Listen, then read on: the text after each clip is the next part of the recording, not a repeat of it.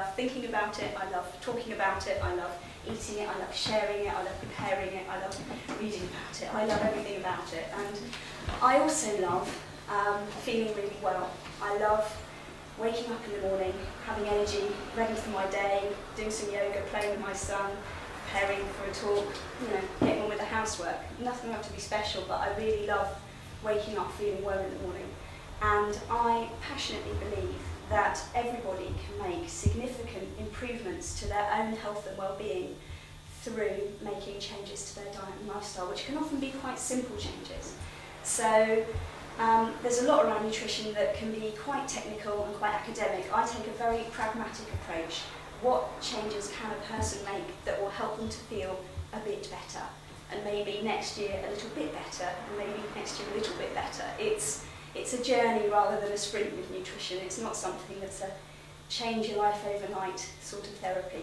You may wonder why it's with the Transition Malvern Hills movement, and I believe that, for those of you who haven't come across the transition movement, it's an international movement that's designed to address the twin problems of climate change and peak oil, the fact that oil is running out. And it's about creating local solutions to those two problems. I believe that actually when people get more connected into what am I putting in my body, what is this food, where does it come from, that they get more interested in how food is produced. When you get more interested in how food is produced, you naturally want to eat food that's fresher and therefore more local, and get more engaged in that side of the transition movement, if you like. And the other side of it is that when you're getting fitter and healthier, then you're driving your car less because you're walking or cycling because you want to, because you feel like you've got the energy to do it. So it does actually have that connection to transition at that wider level. The question was, how do you come to like water? Yes, because I find it's taste also changing. In the winter, I pour out, sometimes I've got glasses of water in every room of the house where I poured it out thinking, this is a good idea. But I put it in my mouth and it's cold, I don't enjoy it. I can drink hot, I do like hot water. If I warm it up, it's just really boring. But if I just put, I do put I say all of it, honey and lemon in it, I just put a little bit of honey and lemon in mine, yeah. How many people would look at the bowl project, it's got to have some sugar, it's got to have some golden syrup, it's got to have some brown sugar. Actually those oats have a natural sweetness, but it takes time for your body to adjust.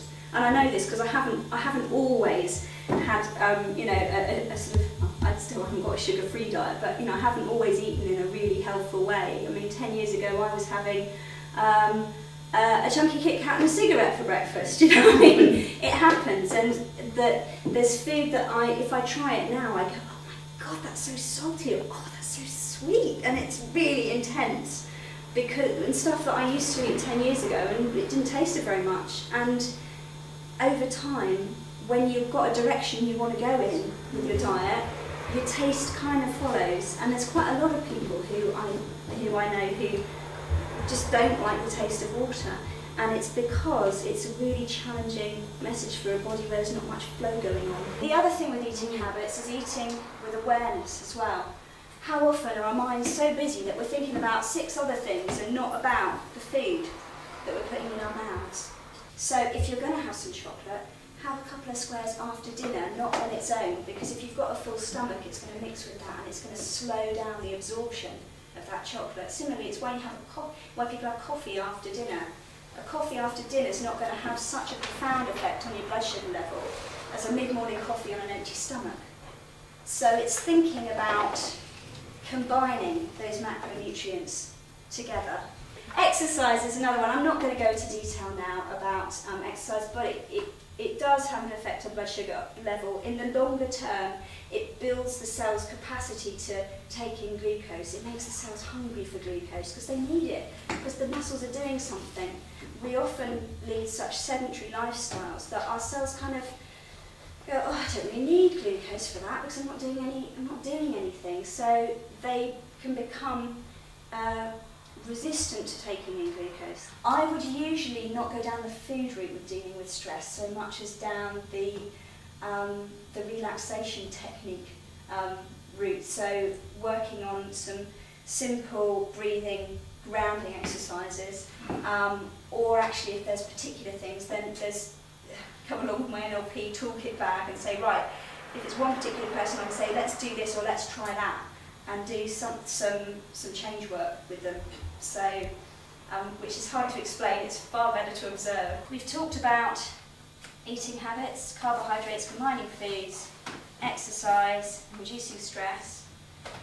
What I'd like to invite you all to do, with the knowledge that you now have, and the handouts that are available, and the books, and me, is to take 5 minutes to actually talk to people next to you and write down 3 changes that you can make to your diet in the next week or 2 that would be something that would actually take you towards having more energy, take you towards the 3 things that you wrote at the top of your paper at the beginning of this session. I would say, you know. It's like Kevin say about the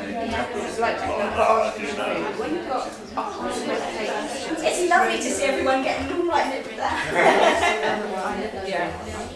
So as you all come to the end of writing, I'd like you all to imagine, as you go home this evening, taking your piece of paper with your plan with you, that actually, if you imagine yourself now in 2 weeks' time, having made these changes, having made a start on that journey towards really getting more of what you want, which are the things that are written down at the top of your piece of paper, and knowing that actually it is a journey that's all just small steps, one after the other. It's not some drastic change, and that's something that you can do, small steps, one after the other. That in a couple of weeks' time, you will be closer to getting a life where you've got those 3 things that you want to have, that you've got written down there. And that you may not attain them in 2 weeks, but you're closer to it, and that you keep going and you'll get there.